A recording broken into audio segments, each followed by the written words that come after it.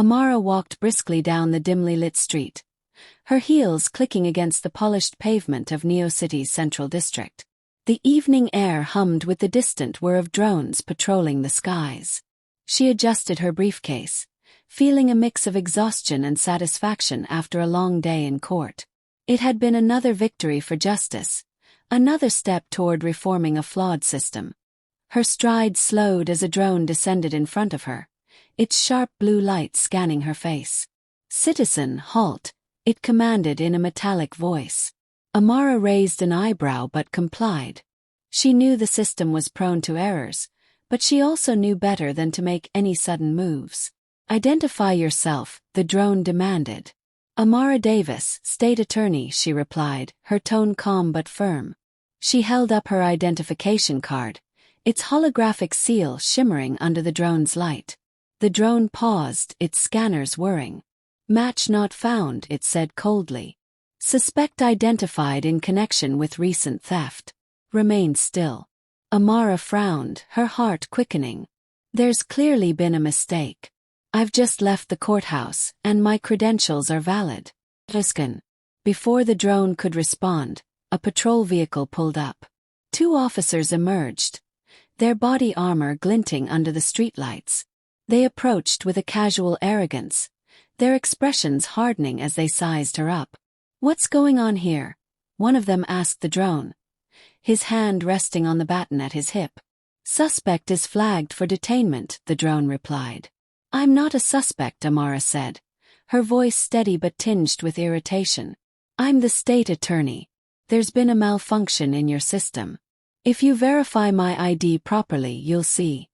The second officer cut her off with a smirk. "You've got a lot to say for someone flagged by the system." Amara's jaw tightened. "I am not resisting, but this is a violation of protocol. Contact your supervisor." The first officer stepped closer, his tone patronizing.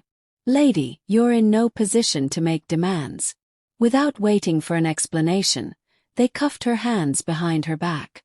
The metallic restraints were cold and unforgiving, biting into her wrists. The officers barely acknowledged her protests, their attention focused on discussing her supposed crime with the drone. A small crowd began to gather, drawn by the commotion. Amara felt their stares, some curious, others sympathetic, but no one intervened. She stood tall despite the humiliation, her composure unwavering.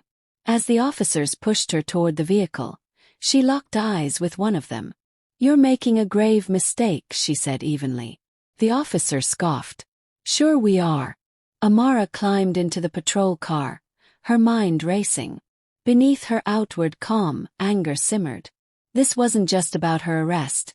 It was about a system that allowed biases, human and artificial, to persist.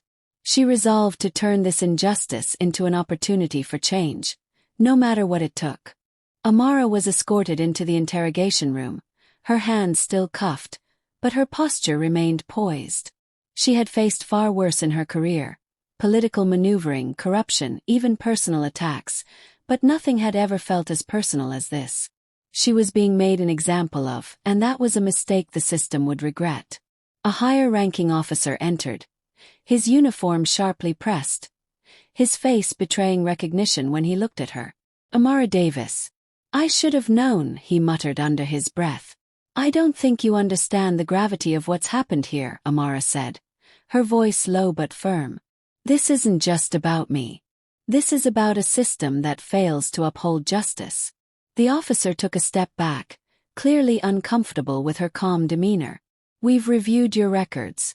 Your identity matches. There was just a misunderstanding." "Misunderstanding," she echoed, her voice laced with disbelief. "You've been fed faulty data by an AI system built on biases, and you call it a misunderstanding. How many others have suffered the same fate because of this system?" His face reddened, but Amara could see the seed of doubt taking root in his mind. He had heard the rumors, stories of people wrongly accused, arrested, and detained because of AI decisions made in seconds, without human intervention. But now, standing in front of someone who had the power to expose it, he understood the implications more clearly. She continued, "Unyielding. The AI that flagged me isn't broken. It's designed to reflect the prejudices of those who created it. I've spent my entire career working to reform a legal system that relies too heavily on technology and not enough on human accountability. Your officers didn't make a mistake. You acted on a flawed algorithm and a biased mindset. The officer seemed to hesitate. This doesn't make sense. You're an attorney. Why would you? Why would I let this slide? Amara cut in. Because it's not just about me. I've spent years defending the rights of people who don't have the voice or resources to fight back. They're the ones who fall through the cracks, just like I did tonight. This isn't an isolated incident, and you know it. For a moment, the officer remained silent, processing her words. She saw his gaze shift toward the door, where his fellow officers were beginning to murmur amongst themselves. He was no longer entirely certain of the situation.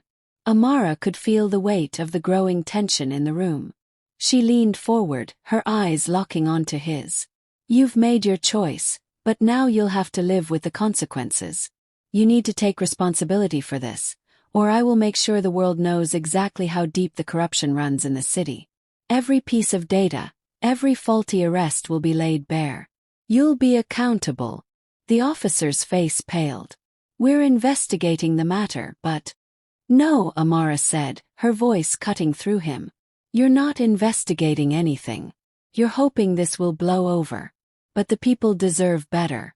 I'll make sure they see this, and when they do, you won't be able to hide behind the shield of ignorance. The weight of her words seemed to sink in. For a brief moment, he looked like a man caught in the act, torn between self-preservation and doing what was right. Amara stood, her cuffs now removed as the officer reluctantly gestured for her to leave. She had said her piece, but this was only the beginning. She knew what was coming next. The media would catch wind of the story, the public would demand answers, and the system would have no choice but to face the truth. The battle wasn't won yet, but Amara had already begun to reshape the future.